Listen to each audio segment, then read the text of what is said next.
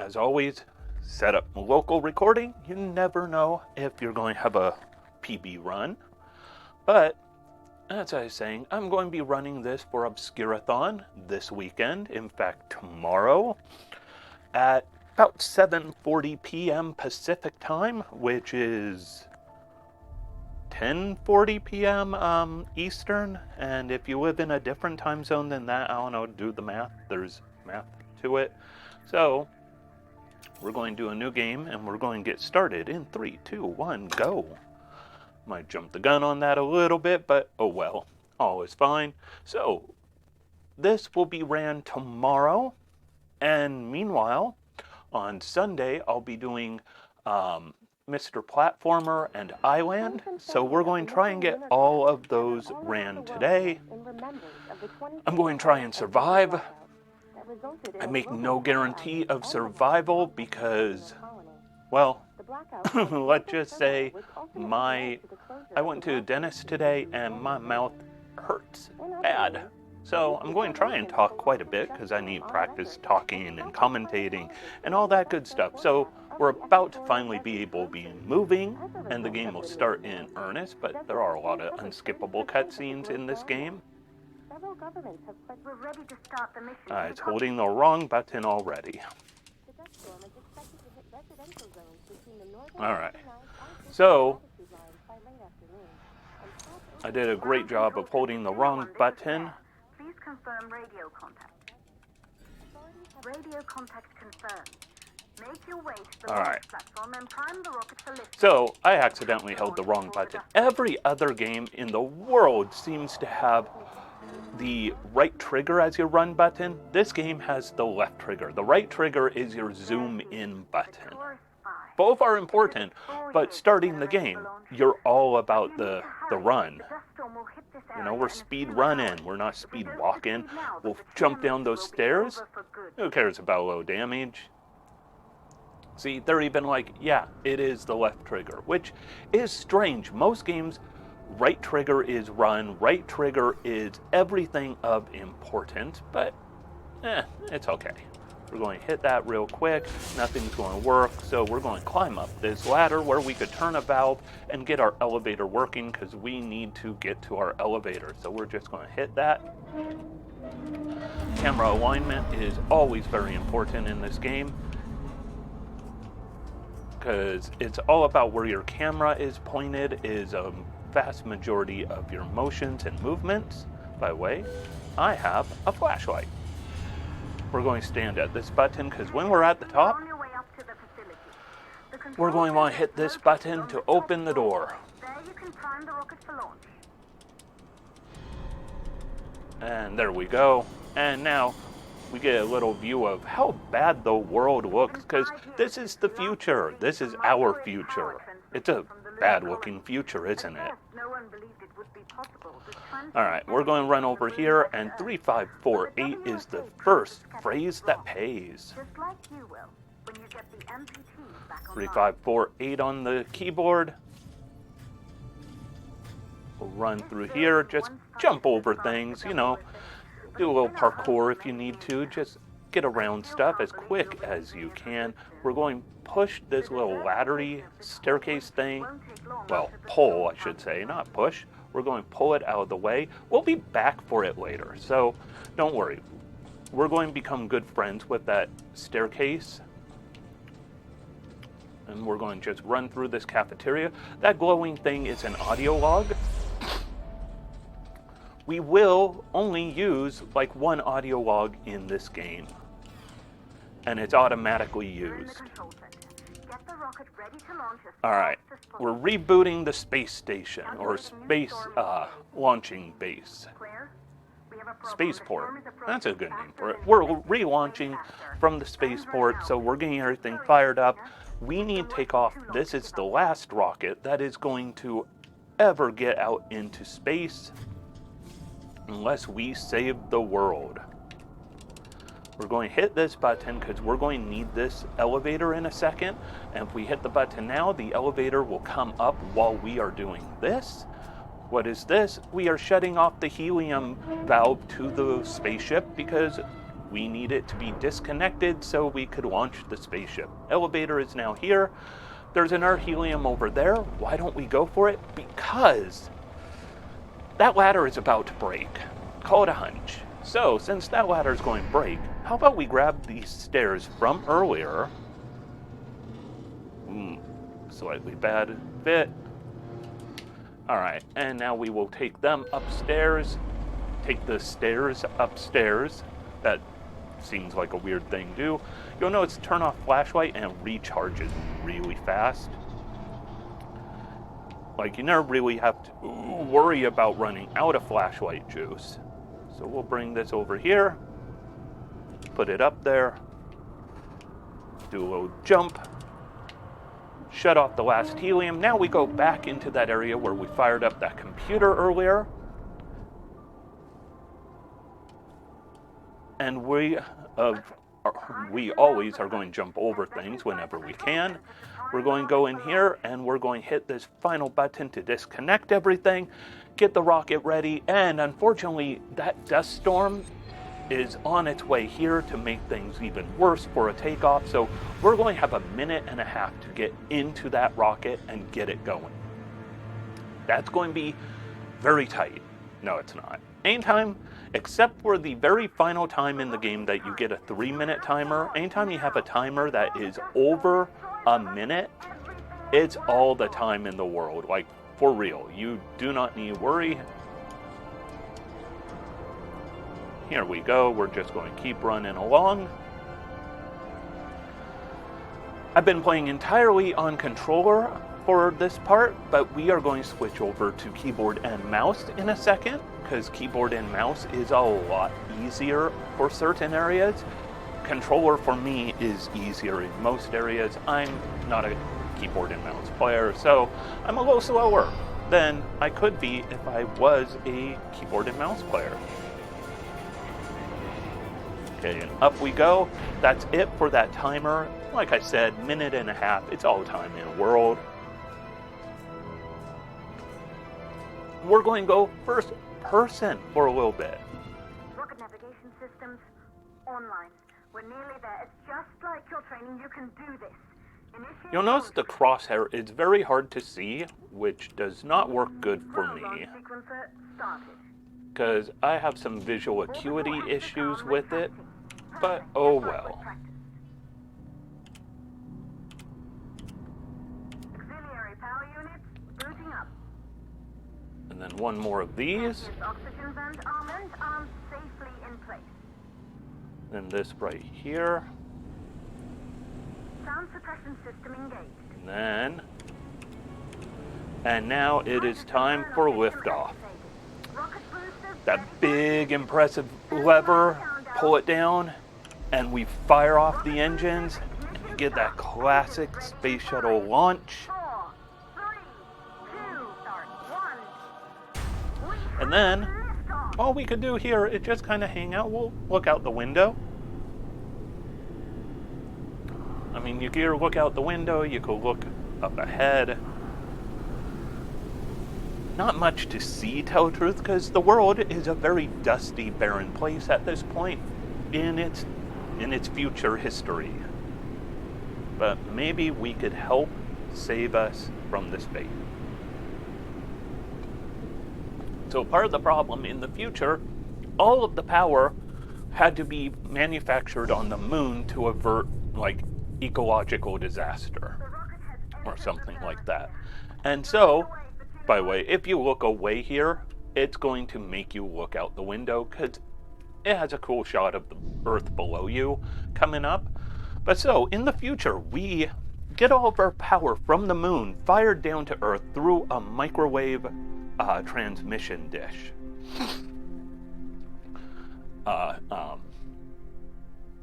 MPT, microwave power transmission.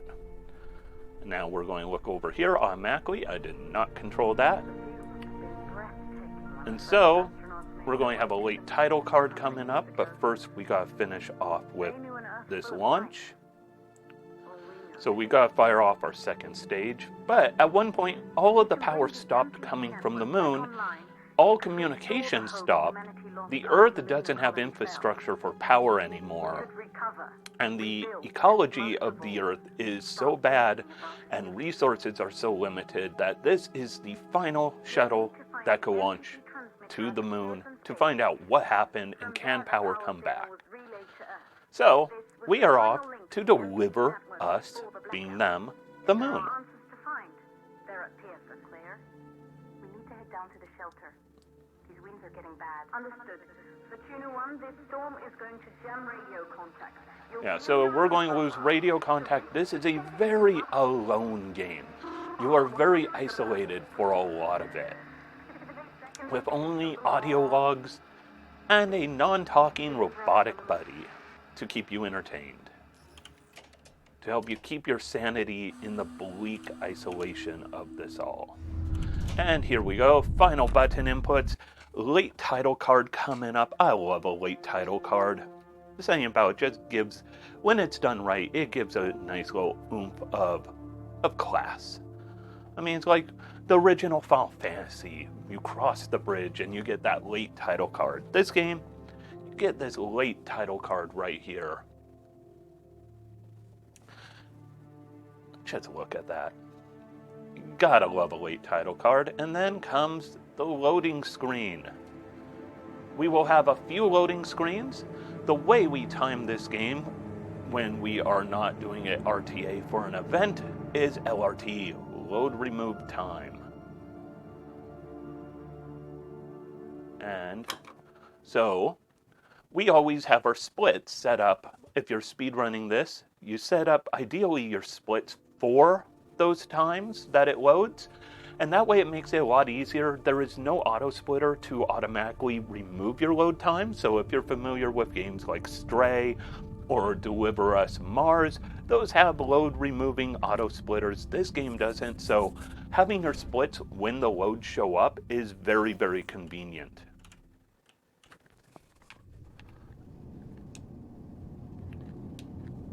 I almost forgot for a second what I was doing, which is not good. I jumped ahead in my mind a short bit of time. Probably doesn't help that, like I said, I had dental work today and my mouth hurts pretty badly. So we're just going to keep going through here. We're just going to dock. And now that we're docked, we're going first person mode. This will be the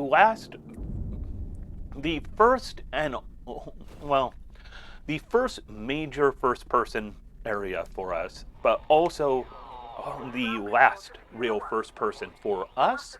We will have a robot buddy we could control, and they will have some first person. But I control this primarily controller and mouse. You'll see what I mean as I primarily go controller, but when I need to do a sharp turn, that's going to be all about the mouse. So we're about to go into an area with no oxygen. Remember what I said about timers? 3 minutes is more time than you will ever need. So if you notice that timer,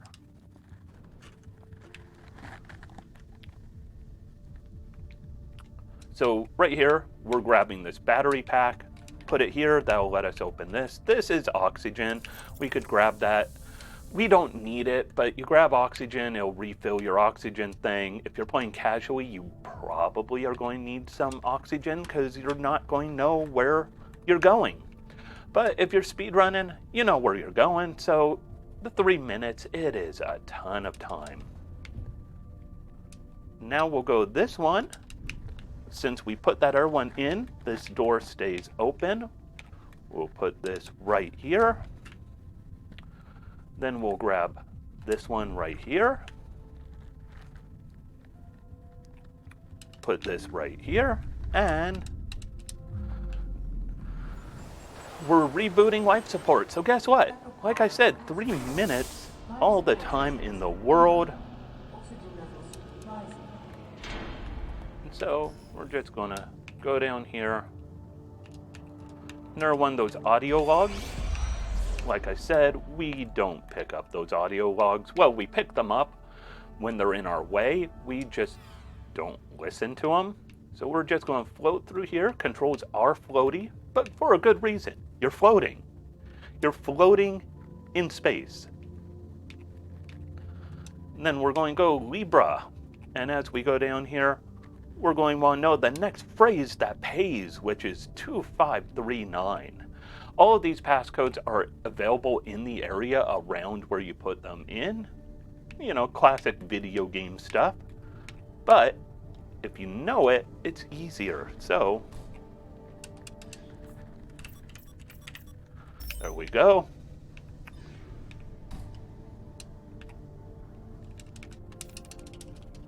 We're going to diagnose what's up.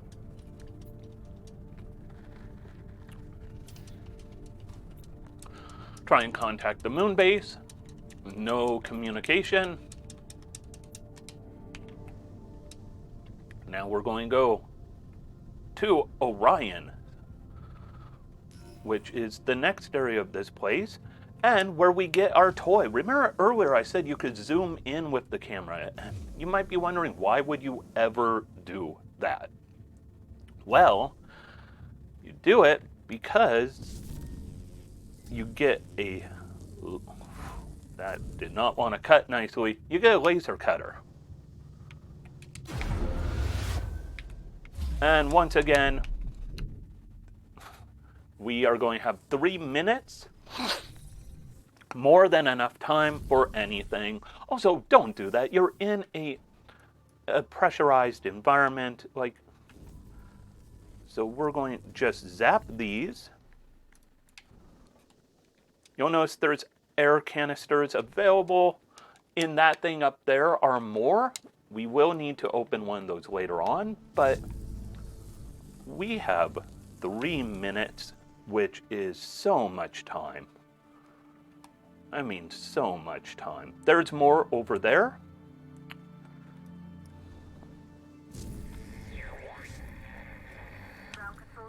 Brief moment of talking. We don't get much of that, so don't get comfortable with that idea of radio communications. As soon as it lets us fire, we will be firing. Whoa, okay. Don't know why that shot passed. And here's another one of those audio logs. Only one will actually play automatically. Other ones we will keep picking up, but we're not going to be playing. Navigate through this corridor. Very mazy of it. It's not a maze. It's a very straight line. You'll notice this thing that glows, we could interact with glowy stuff if we wanted. I'm going to recharge my flashlight real quick. It was half dead. So, you could scan glowy things and get kind of like data logs and whatnot. We don't. Here are some electrical things. If they hit you a few times, you die. So do avoid those. I've actually had some issues with dying in this area on recent practices that have cost me like about 2 minutes, so let's not do the dying. In fact, it's the very next room after this is where I've had the issues, so let's avoid dying. I mean, that should be rule number 1 for any video game. Avoid dying. So we have a few of these to solve.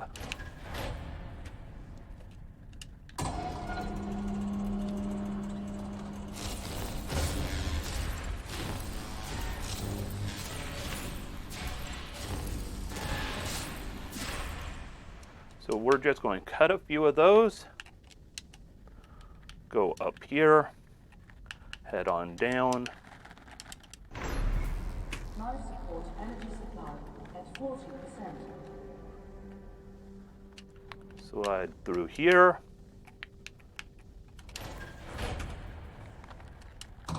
So this one, it's all electrified wires, so be very, very careful.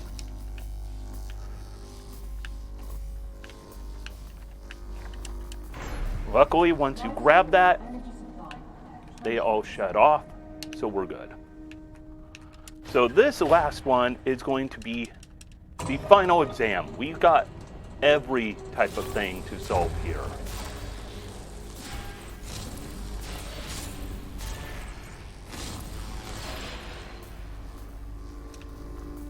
Now I get rid of a few more than needed because I would rather play it safe. Okay.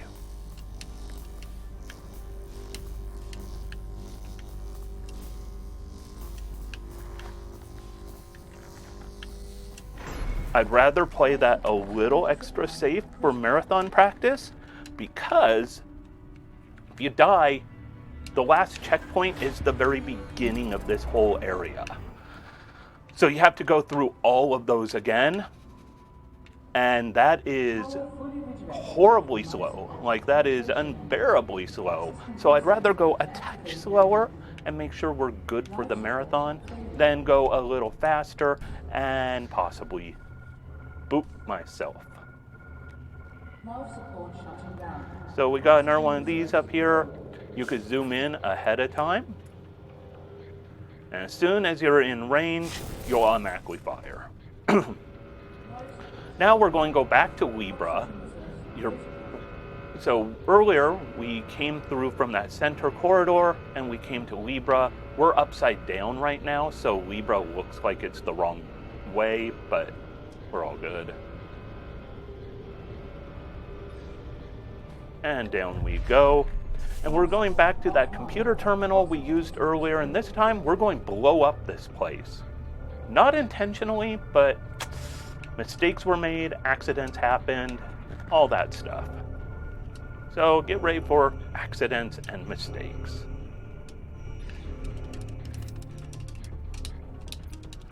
And rotation is going to be bad. Computer 1, here's an started an outer ring rotation. Looks like you're making adjustments. By the way, that little line of dialogue there was a partial spoiler for the plot of the game. Or at least not a spoiler, I guess a teaser. A teaser is the right word there. So we have a quick time event here. We just mash the X button and we'll automatically grab on. You can't hit it too early. You can hit it too late. And now you'll notice 12 seconds is all we have. 12 seconds means that's less than a minute. We need to grab these air canisters. So keep going towards the air canisters. They stand out a little bit. They're the yellow things. So we're just going to keep going and grabbing these along the way.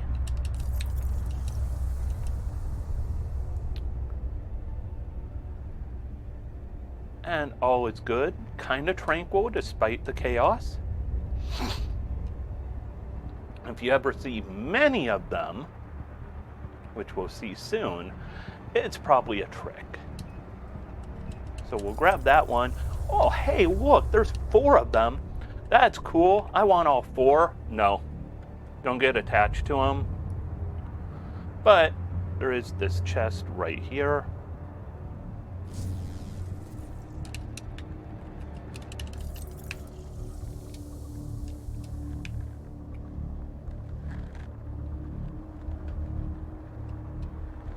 We just keep going. We want to go to that big red thing near dead center, but we're going to grab an air canister on the way because we want to make sure we keep breathing, and not breathing is bad news. So we'll go ahead and grab this right here.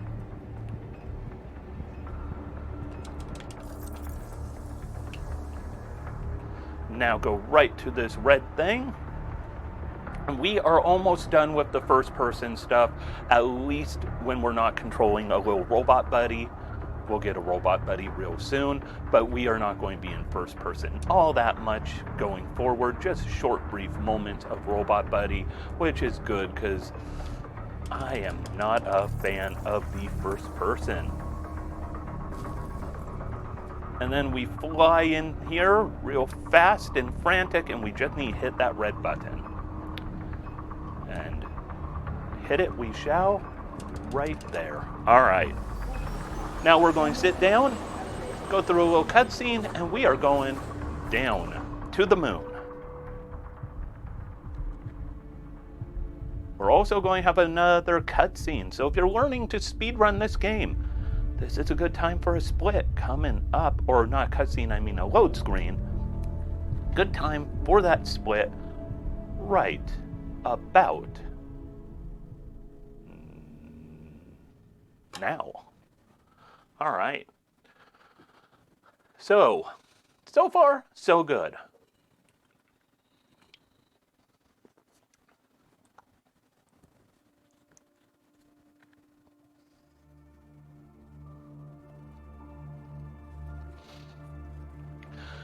So now we're at Copernicus Moon Hub. This is like the main living area and command station for the MPT, the Microwave Power Transmission device. So hopefully this is where we could solve everything and just be done. But here's the bad news. It's never that easy, is it? So we're going to go here, open those doors, run around here, and just try and save time with jumping over desks instead of running around them. Not the best jump right there because I clipped onto the desk a little bit. And then we're just going to go over here and have a very long cutscene that we cannot skip. So we go in here, William, what the hell was that and so about? sometimes we will see coming up these orange people, and when you see the orange people, you could use your robot buddy, and this is going to be our robot buddy. You could use your robot buddy to view whatever happened. It's like looking at a past record. Thing is, we're stuck with this one. Other ones don't automatically play, and we have to actually watch if we wanted to watch it. This time, we are not watching by choice, though. We're watching because that door will not open, and we need this ASE. We didn't give up the first time, and we're not giving up now. When the network is back online, we can provide Earth with power again. So right here, No, we're not. We're not close at all. it is just two people bickering. Fun thing with the ASE, you can program its body color, could be either white or black, and then the lens color can be any RGB with 10 points of RGB for each color, and same with those little pink highlights. So you can pick whatever color you want. This cutscene's about to end, so we could finally grab this guy, and away we go. But you can pick whatever color you want, which is really good. And if you're, playing this game for a speedrun charity event, it's a good donation incentive. Hey, what color would you like for the ASE? I personally like going with the colors I have because trans rights are human rights, and it is all about those trans colors on it. We're going to grab something there. We're going to grab something here. We're going to make a little diversion right here.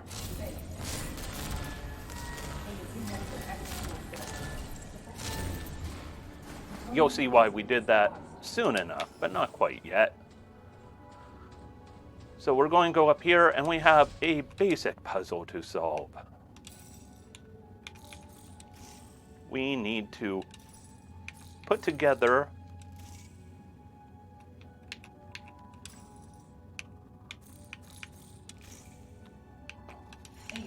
that together, and it's going to go like, hey, bad news, you can't use your ASE because the thrusters are broken. Thrust established. Defective. Full thruster replacement is advised. There we go. Hit that so it rotates. It takes a short bit of time. Go in here. We'll grab all the parts for a thruster repair job. Run over here. Put them on this. And now comes the fun of I cannot see the cursor because of vision limitations. Whoops. That was a silly mistake. This one comes next. But my eyes have a contrast issue, so I absolutely cannot see the crosshair in the middle of the screen, and my only complaint about this game really is if you have visual limitations, you are going to have some issues with that crosshair. And the game does not have any accessibility options to change the crosshair. As far as I know, there aren't any mods that I know of. And if there were mods, I'm not even sure if they would be allowed for speedrunning purposes, so it's unfortunate. So one important thing in this game, if you played fully keyboard and mouse, unlike me, there are some glitches you could do to clip your little ASC buddy through doorways. It's called mailboxing. You need to keyboard and mouse. You are not going to do this with a controller, so it's pretty much out of my range, but it saves a ton of time. Oh, I'm going the wrong way. I'm going way the wrong way. So we opened this earlier. And like I said, the only time we're going to be going first person now on is if we're controlling our ASE. I go a touch slower in here from time to time because if you get turned around, good luck figuring out where you are and which way is forward in those yellow tubes. So now our little robot friend has activated everything. We're going to see orange things that he could interact with, but we don't want to deal with that right now. We have more important things to do. We gotta keep running. So we're going to go here. We're going to call our buddy. Okay, I got turned around real bad right there. Our buddy can open this door and we could continue on our way. So right here is the main hub area for Copernicus. And we are not going to spend much time in this hub. It's a real cool area if you're playing casually.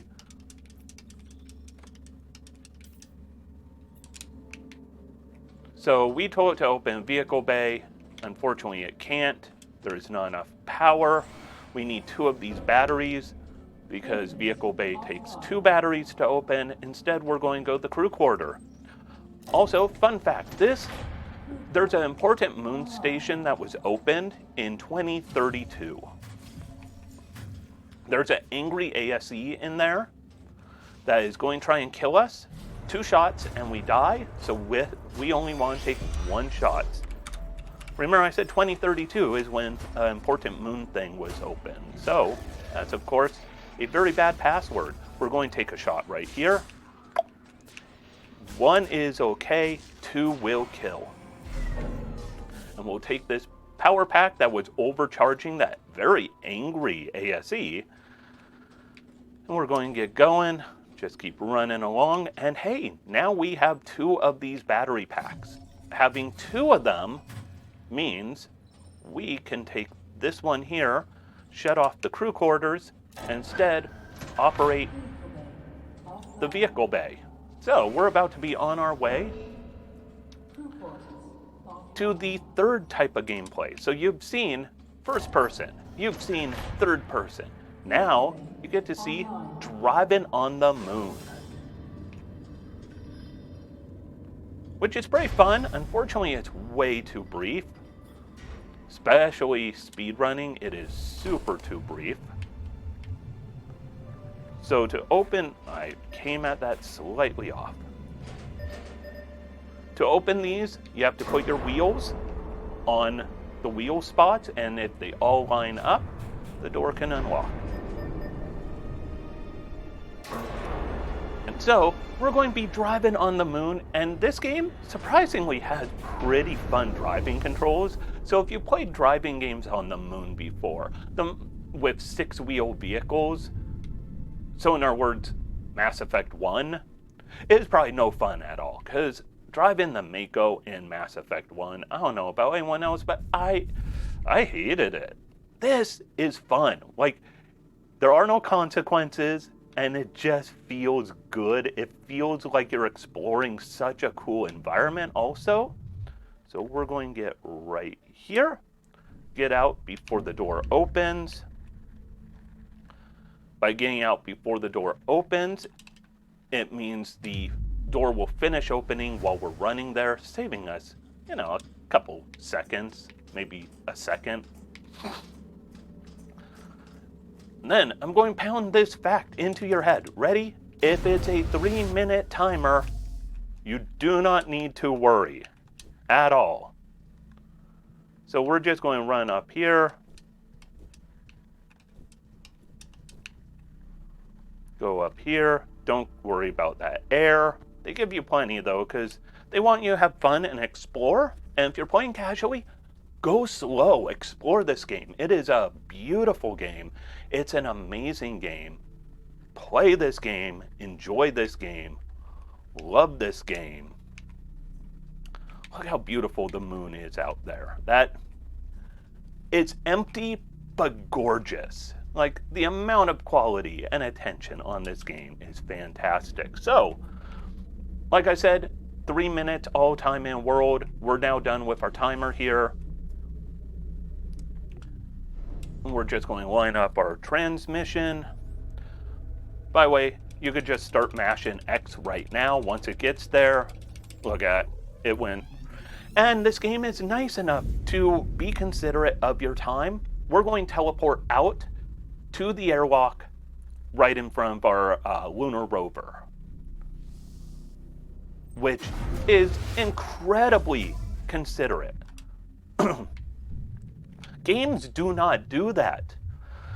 It's another reason this is a great speed game and a great casual game, because this game is incredibly considerate of your time there. So we're going to go to one more of these because we need enough power for Copernicus, and that's going to require a second one. Luckily, it shows up on our HUD as a big blue diamond, so it's easy enough to find. Once again, we're going to have to line up our tires. Hopefully we do it good, because it's annoying when you miss and you have to just keep backing up.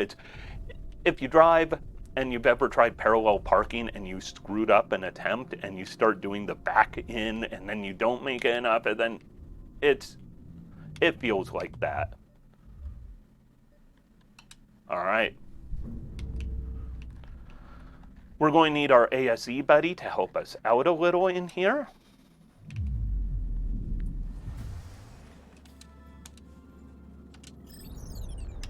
So what was I doing there?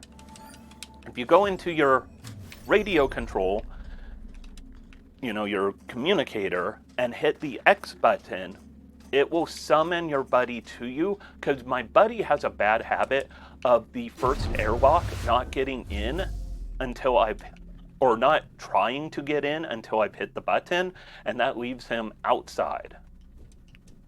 So there's a little bit of damage that you will take around here, but don't worry about it. Look at my buddy. You get attached to this buddy. He is so cute, the ASE. We're going to take a little bit of damage, but it's all fine. Those plasma vents do not do much damage. They'll cause screen get a little brighter white, but they don't cause any damage. They just make everything look kind of eh. Once again, plenty of time with that 3-minute timer. I had like 50 plus, or I only used 50 seconds-ish. 40 seconds. I didn't use too much time. So once again, line up over here. Start hitting that X button, because there is no penalty for hitting it early. We're going to hit the target and power up the place.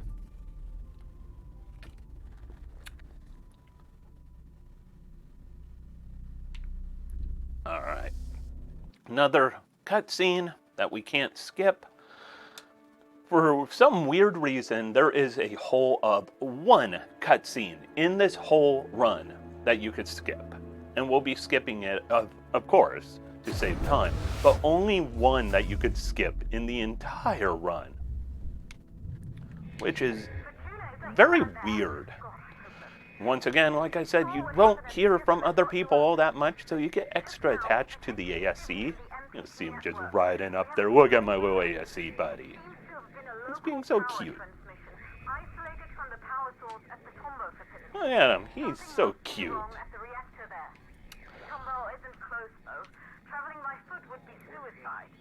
So, what you're saying is, that didn't bring back power. We need to go to the power generating site, the reactor, which would be known as Tombao. Tombao Station is where the reactor is. That's where we need to go. If we were watching all the cutscenes that are optional in this, we would have seen information about what all was going on. I came in at a slight angle so I could get around the moon buggy a little quicker. We're going to go back to that computer from before and power up the monorail. So we will go. All right, powering up everything that we can here. And we're going to need to go to Tombao reactor facility. Unfortunately, it's never as easy as we would like it to be. By the way, this place is going to get beautiful. I love the look of this game, and we see it so much more right here, how beautiful it is. Before we get to Tombao, though, we're going to stop off at a couple other bases. The first one is what should be in a casual run of the game, somewhere around, 30-ish minutes. We are going to get through it in like 2. It is one of my favorite areas in any of my speedrun games because of how much time you save. So for some reason it has you looking up, so you're like, what is going on? I should be looking forward. Hey buddy. We're about to pick up an audio log, and this is the one I have mentioned before, the one that gets played for you. Just gotta wait for the doors to open, and it plays it automatically. This is Sarah Baker, lead engineer at Pearson Space Station. I was sent to investigate the black. So Sarah Baker is pretty much Sarah Baker and Rolf. Sarah and Rolf.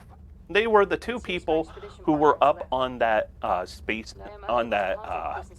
orbital space station, the Pearson space station. And so Rolf and Sarah, when power went out, came down in the space elevator to figure out what is going on. By the way, 1881 is the phrase that pays coming up. But they went down, Rolf left and returned to the Earth. Sarah would have left, but Sarah had a problem of that ASE that was shooting at us, shot her. And that was no good. And Rolf could not stick around.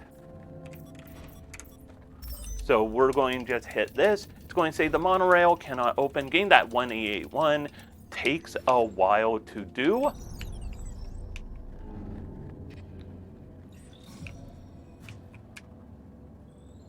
And then there's a little puzzle right here. 2, 3, 4. So what happened? We finished this place. Okay, now we get back on here. So, and we're about to have a loading screen. So Sarah got shot by the ASE, and Sarah and Rolf were told, hey, you only have X amount of minutes before you need to get back to Earth, or else you are never getting back to Earth. Rolf couldn't wait for Sarah any longer because she got shot, knocked unconscious. Rolf had no idea what happened to her, and they had to go their separate ways.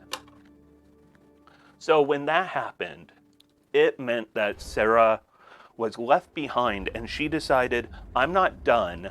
I'm going to figure out, by the way, quick time event here, I'm going to figure out what happened. So she is trying to track what happened 5 years ago, because all this happened 5 years ago. She's trying to figure out what happened. She is taking the monorail, going through all of these different places we're going through, trying to figure out, why is there no power? Where did everyone go? Because this was a fully staffed, moon base. And everyone disappeared. So I'm just mashing the QTE buttons well in advance right here. Just mash, mash, mash, mash, mash. This one's RT. The first one was LT. And then we're going to mash X right afterwards. So now it's X. So what we find out later, and we're going to see as we go through this run, and this is spoilers, but speed runs are spoilers for casual runs on a lot of games, but I'm not going to spoil too many details. Just, you're actually Rolf. You have returned to the moon to try and bring back power, but you have your secondary objective of what happened to my crewmate, my partner, Sarah. And so you're going to go along and try and track her down while also tracking down the power. Remember why I said 3 minutes?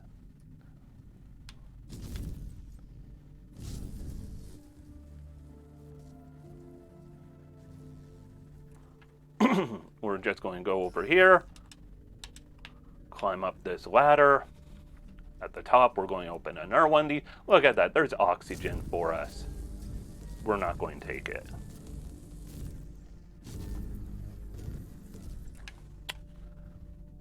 Go down here. This battery is dead, but oh look, more oxygen. Guess what we don't need? There's an achievement if you bring that dead battery cell with you. We are not doing that one on a speed run. We're going to go through here. Stop. You are not joining us.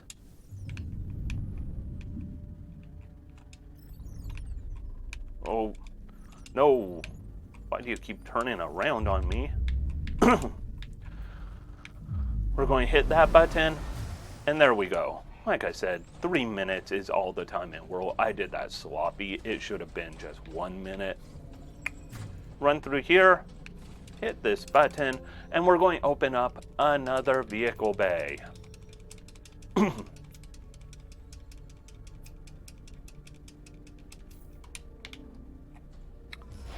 Now we'll go through this. Hey, you want to activate? Thank you. Like I said, if you don't have the camera lined up quite right, you will not be able to interact with things. That time, 3 minutes, it took us like 10 seconds.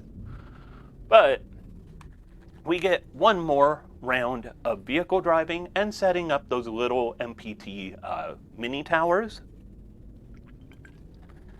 Look at all that oxygen in the upper left. There's cutscenes in here. You can see that glowing orange orb. You get all sorts of cool information if you're playing casually. Like I said before, we're not playing casually. That tower that's red, you'll notice it's got a little bit of that leaniness to it. You know, it's good to be lean and efficient. That's a little too lean. That's lean to a point of inefficient. So hopefully we don't have to go there. Foreshadowing is what that is called. All right, we're going to go up here.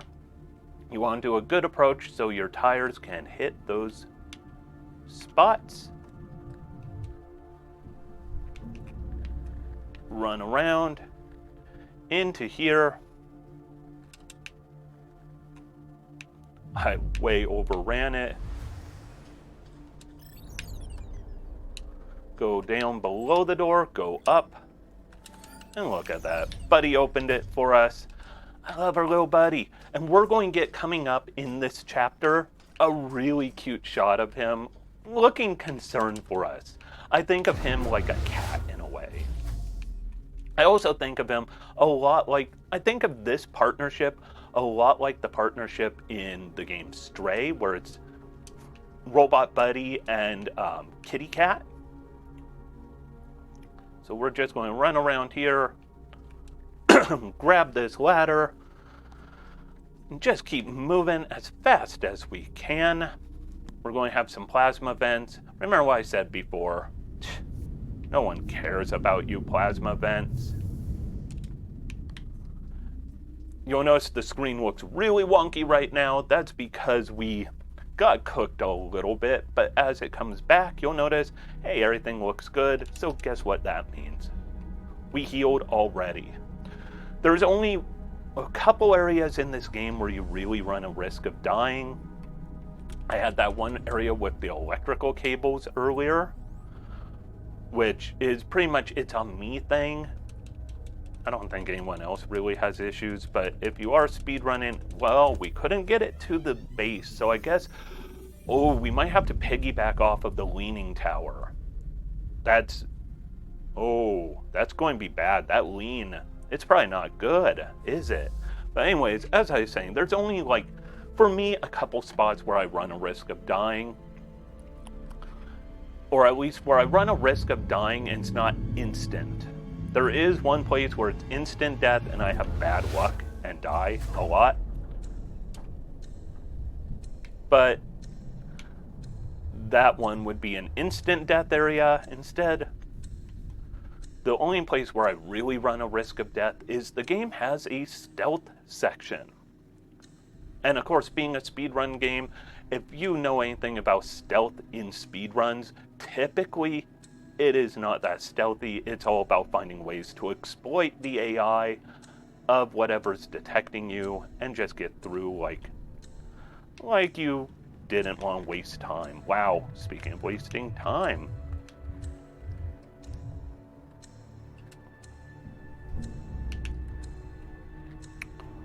You'll notice very little time on it this time because we have that top timer that's not tied into our oxygen because everything's falling apart and this place has 2 minutes before it collapses, so obviously we're going to go fast. We want to be smart here because there is a slight risk of death from bad jumping because this place is falling apart, something fierce. So be very mindful.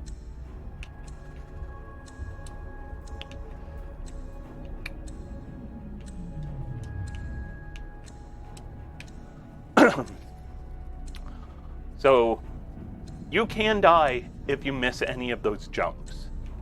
You could die if one of those electrical cables hits you like 2 to 3 times. You can't really die to the plasma vents because you saw me take pretty much every plasma vent I could hit. This place is not doing good. But we're going to go ahead and get this bit of power transferred over there so the monorail can continue. Once this place is done shooting its beam, we don't need to worry about it maintaining its beam, which is very good news because we're about to see something not so good.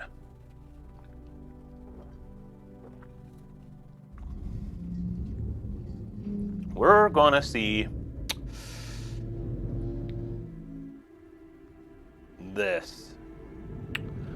Hope you did not like that moon buggy much. By the way, if you brought that one dead cylinder all the way to where the moon buggy just got destroyed and the tower falls on it, you get an achievement for that.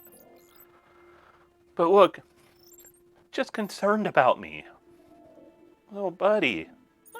You could feel the empathy from that. So sad. Oh, I get up and it's like, oh, good. I like this little guy.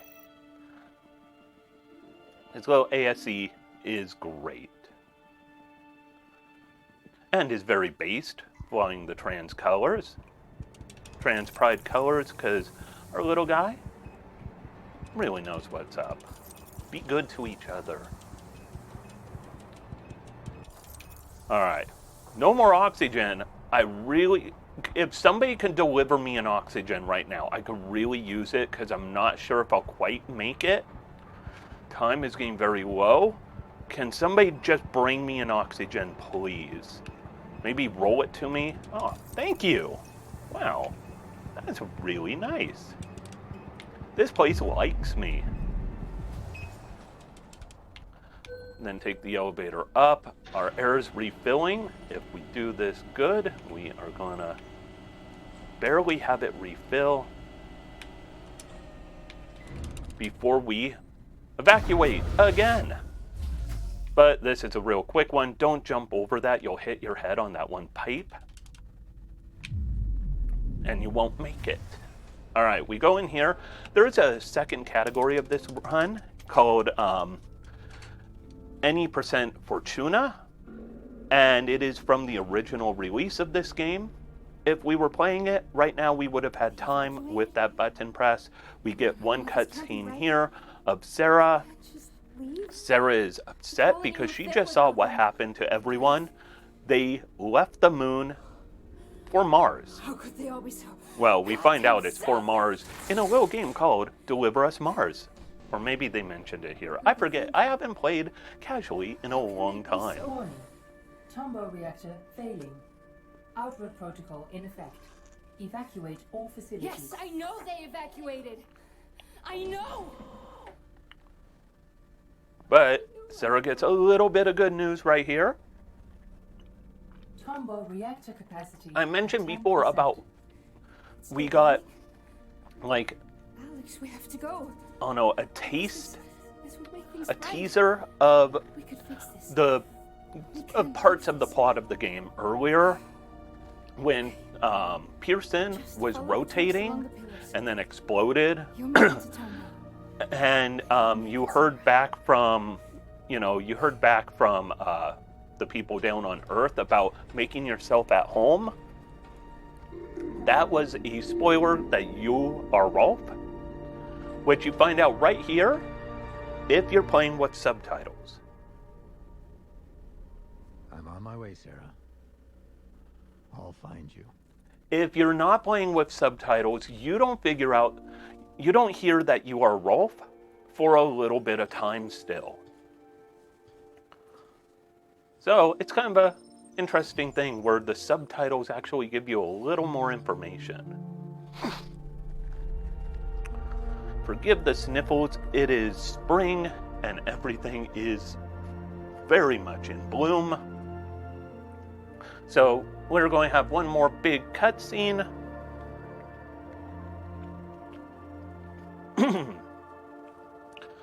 And then after that cutscene, we get the longest chapter of the game.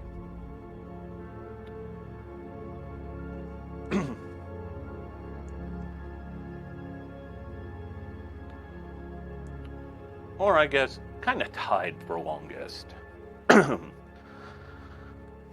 Because that section where you get to Copernicus and the 1881 skip through the place, that in total was about 20 minutes. And we're looking at about 20 minutes left on this run. Get ready for the loading. There we go.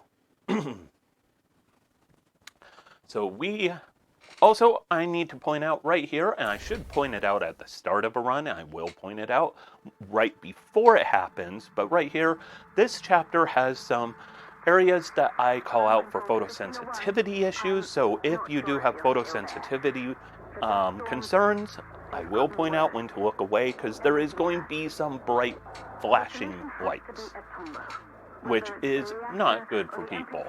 Well, not good for some people. I can't tell.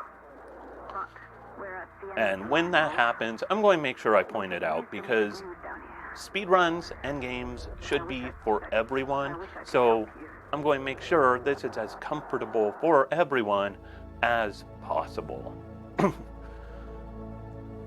Also, that's bad news. I might have to do some platforming to get around this small issue. That's called forecasting. Hey, little buddy.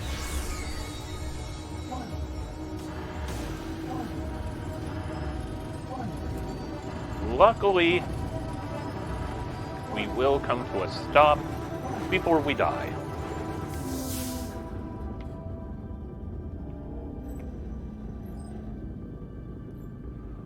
right about here.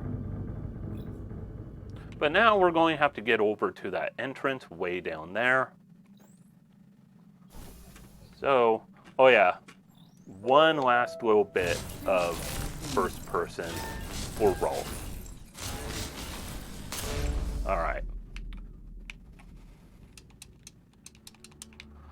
All right. Took a little damage on that fall. There is some out of bounds you could do back there. I can never get to work for me.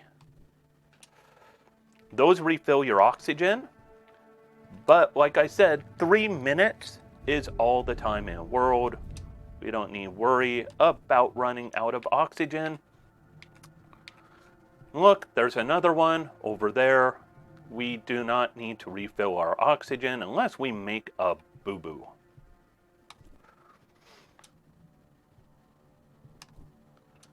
So we do a little platforming onto a platform.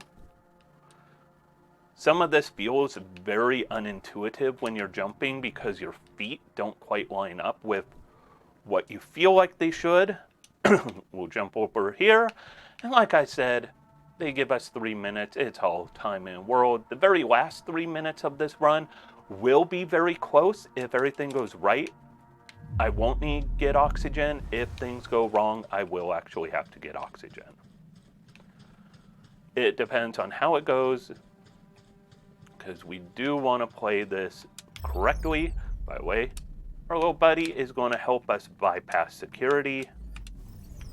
Otherwise, if we ran through this without our buddy turning off security scanners, those doors would shut and not open again. This is in a real cool environment, but we don't have time for cool environments. We gotta keep moving. There's also a bunch of Roombas here that you'll be seeing around. As well as ASEs that are passed out. And we are, speaking of ASEs, about to enter a stealth section with a whole bunch of those overcharged ASEs patrolling a room.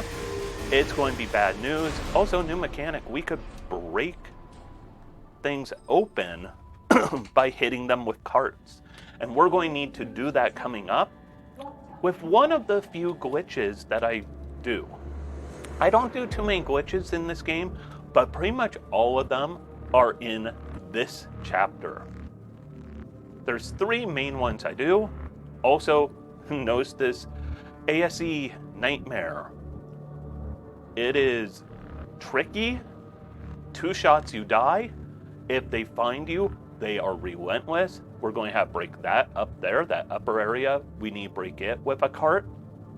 But that'll be after 2 rounds of ASE. We're going to enter that room twice. That's how bad this is going to be.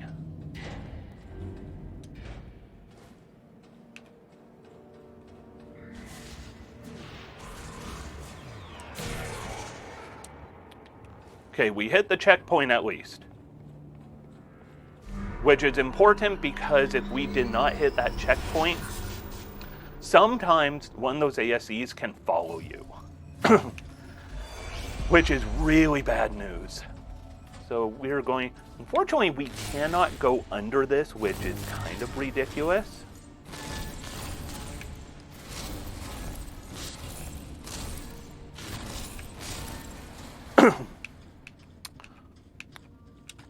So we're going to have to go back in that ASE nightmare room, which is going to be bad news again, but we could do this. We can do this. We're coming in from a different side. Actually, 4 glitches, because I'm about to do a cool glitch. I'm going to let him go.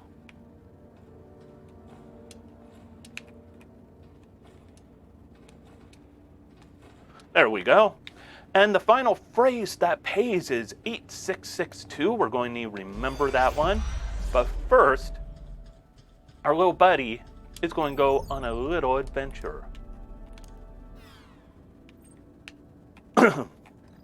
So he's going to open a door for us.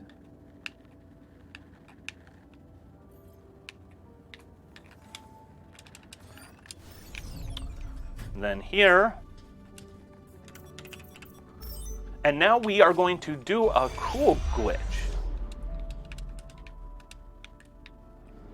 Hopefully first try, but we'll see how it goes.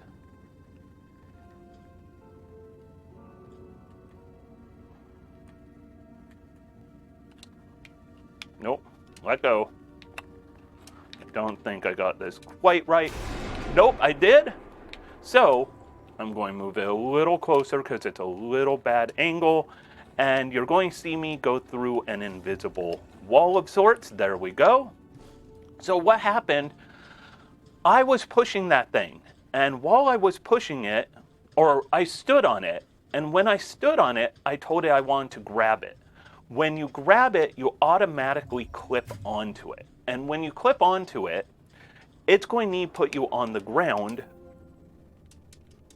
Because if you're not on the ground, let's get this going, come on, keep going. So when you grab it, you're going to stand right where it is. And so you cannot occupy the same space as it, right? And therefore what happens is you actually pretty much cause it to fly away from you at a breakneck speed.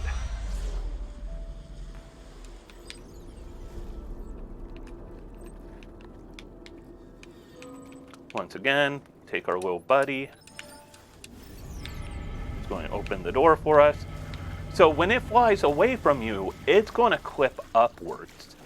You know, it's going to be flung upwards. And when that happens, it flies up, hits that area, and then you could just go through. Normally, you push that thing, you go back around the long way through the baddies, you know, the ASEs, and you change the battery back, and then there's an elevator in that area where the battery exchange happened, and what happens is you end up having to find the, or you move it to a catwalk up above, and you go line up this catwalk where you break the catwalk, and you end up falling through, oh, what am I doing? Go here, go this.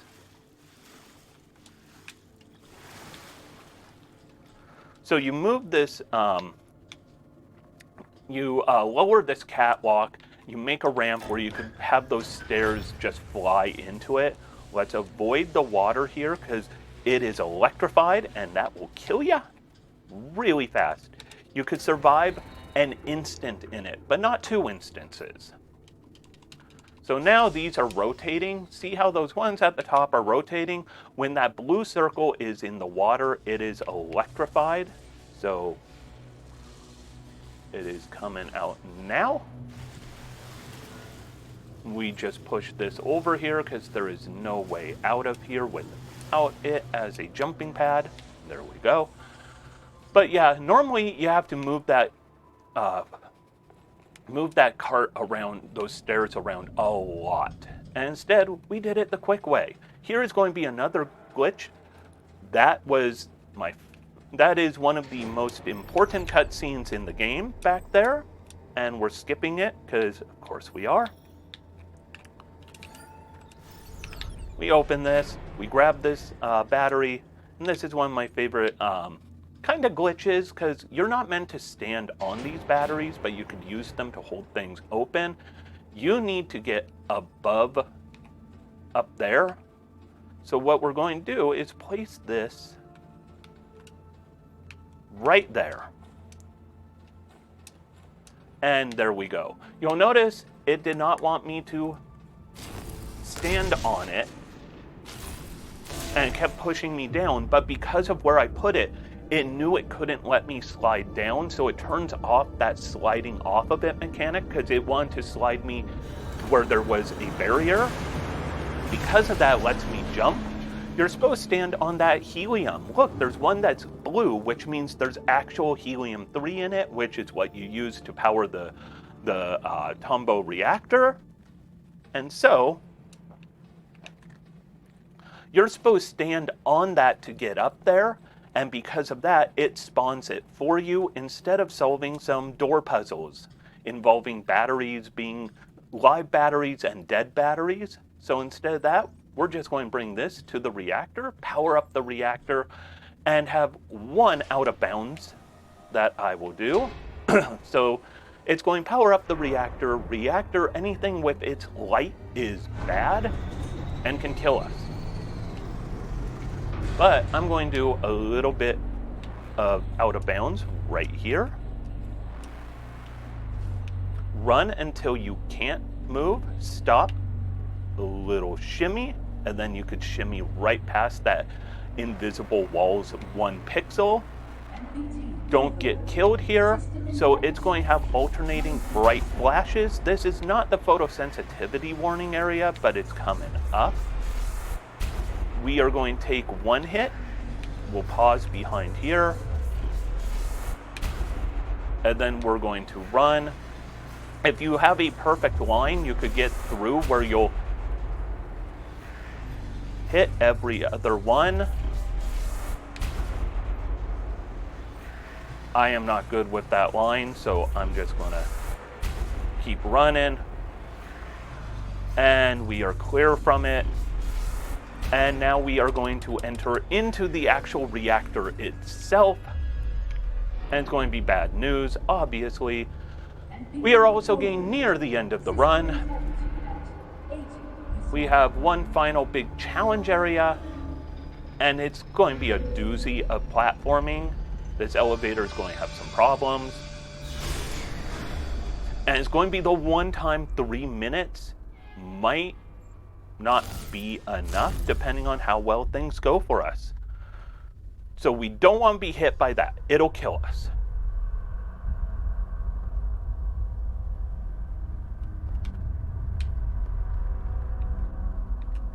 Go under this. I'm going to wait for this one. I do not trust it. Wait for it here. Then we need to do some fancy shooting.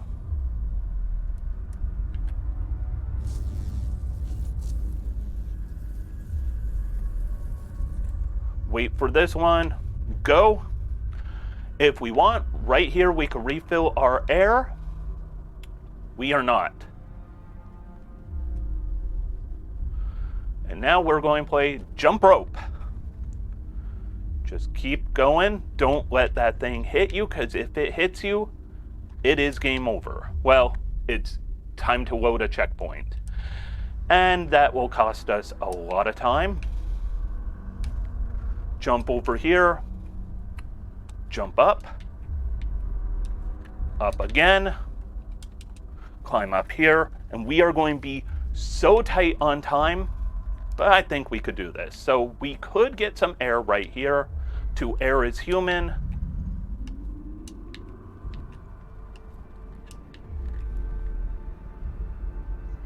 We gotta wait for this. There we go. You're like, you are very well on time. Yes, I am, but all is good because we are here. Now, bright lights, photosensitivity, so please look away if that would affect you. And it will go for quite a bit. We're going to have a lot of these sparks, and it's going to get worse and worse as it goes. So do keep your eyes looking away if you do have photosensitivity concerns. And of course, at any speedrun event, I do always mention that. I do it for my own personal runs. I do it for speedrun events, because you should always be mindful. If you know there is something that might be bad for your audience, let them know. If there is, let's say, spiders coming up in something, don't worry, I don't have that coming up. Let people know if they're very realistic, because arachnophobia is not cool. So right here, we have a very low time limit, 2 minutes and change. We cannot run, because Rolf got hurt a lot right there. We'll turn on his flashlight though, because that helps us a little bit. But he is moving super slow. This is the worst part of the photosensitivity concern right around here. Our jump button's now disabled, so we can't even jump over things. 40%. Okay, and we now need to line up the microwave. And once we line it up, it's not a matter of just pressing the X button. We have to keep it in there, and you could see we're blacking out. But we need to get it in that circle, and it's going to fight us because we are blacking out. Nope.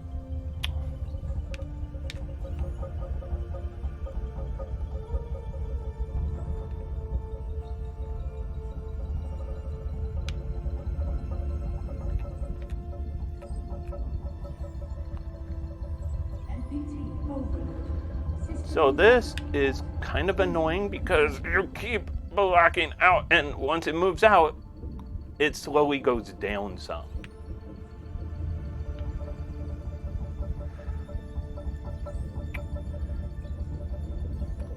And biggest photosensitivity concern is coming up in just a second. I normally don't take this long right here. There we go. Thank you.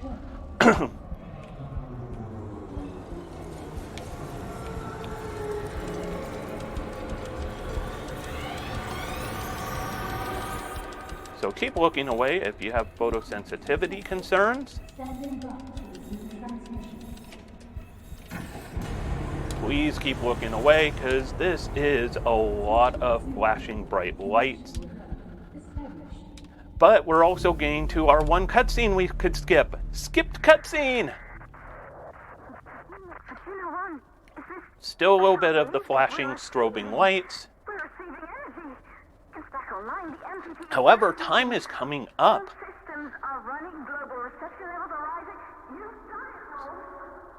So photosensitivity concern, I'd say, is now past. So if you were looking away, feel free to look back. For the very final part of the game, a slow walk to pressing a button and ending the run. So time comes up as soon as I press a button. It's very soon, but we've got a couple rooms to go through. We've got kind of this living room area. We're going to have a bedroom area. And then, blacking out. Stick with it. Living room, bedroom, and then in this next room, as soon as we interact with this cryopod, blacking out, come on. As soon as we interact with this cryopod, it will be time. So get ready on time. It's in about, let's say 5, 4, 3, 2, 1 time. And there we go. That was good practice for Obscurathon.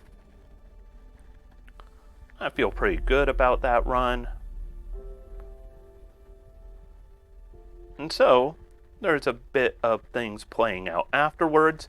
So, here's the thing. We're going to watch a little bit of this because respect game creators. And what we're going to see is...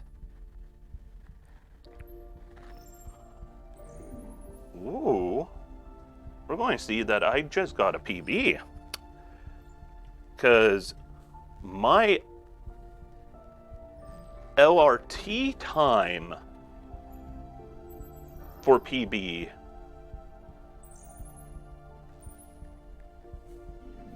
is 117:29. My RTA for this is 117:24. Need a little bit of retiming on that because I think I started a touch late or started a touch early. But, ooh.